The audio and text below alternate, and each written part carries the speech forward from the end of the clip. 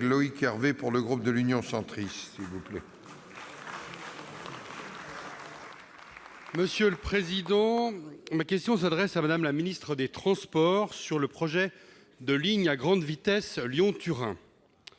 Plusieurs signaux récents en Italie sont inquiétants, mais ce projet ne doit pas être abandonné. Il est vital sur le plan économique, à la fois à l'échelle européenne et à l'échelle du massif alpin. Mais son importance est aussi écologique. On ne peut pas à la fois dire qu'il faut relancer le fret ferroviaire, désengorger les routes, taxer les poids lourds et ne pas faire la ligne Lyon-Turin. Ce serait totalement contradictoire. Madame la ministre, vous avez rencontré votre homologue italien qui doit faire face à une menace de blocage du chantier par le mouvement 5 étoiles et qui souhaite diligenter une nouvelle analyse coût-avantage. Face à cette mobilisation, la France doit montrer des signes fermes et rester le garant de la dynamique de ce chantier qui bénéficie du soutien de l'Union européenne. Quelle est votre position et donc celle de la France sur ce dossier? Quel calendrier défendez-vous? Entendez-vous différer le lancement des appels d'offres et selon quel phasage?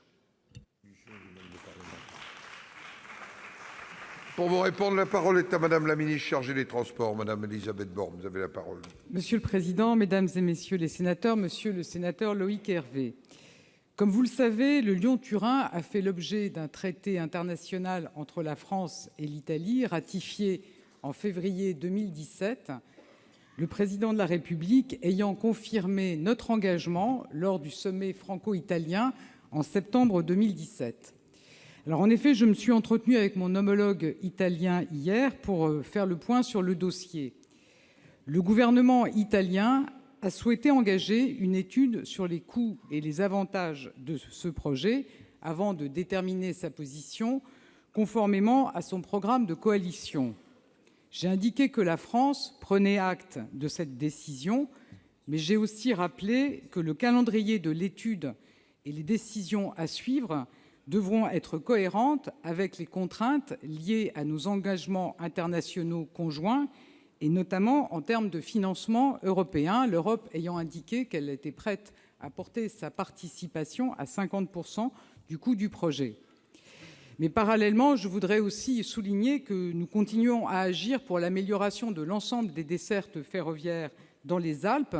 Nous investissons pour améliorer les transports du quotidien, avec notamment la mise en service du Léman Express, qui est un véritable RER entre Genève et la France, mais aussi avec des travaux en cours dans différentes gares, en particulier Lyon-Part-Dieu, qui vont permettre de renforcer les dessertes entre Lyon et les départements alpins. Et je vous confirme que nous avons inscrit l'ensemble de ces projets dans la programmation des investissements qui sera intégrée à la future loi d'orientation des mobilités, qu'il s'agisse des transports du quotidien, mais aussi du Lyon-Turin et de ses accès. Donc la position du gouvernement est claire: respect des engagements internationaux, respect du processus de décision de nos voisins italiens et investissement pour les transports du quotidien et le report modal dans les Alpes. Monsieur Loïc Hervé. Merci Madame la Ministre. Pour préserver les Alpes et leurs habitants de la pollution de l'air, il faut que cette infrastructure et ses voies d'accès se réalisent dans le planning annoncé. C'est une question de crédibilité internationale, c'est aussi un enjeu géopolitique, car ce tunnel a le même enjeu que le tunnel sous la Manche. Il faut aussi accélérer les travaux d'investissement ferroviaire dans les vallées alpines pour les déplacements du quotidien, vous l'avez dit. Je pense en particulier à la vallée de l'Arve, où l'on annonce le début des travaux d'automatisation de la ligne en 2028. On marche sur la tête. Soyons aussi ambitieux que les Suisses et les Autrichiens. Pour cela, tenons nos engagements et accélérons les investissements qui ne dépendent pas des relations bilatérales. On aimerait tellement voir le bout du tunnel. Merci.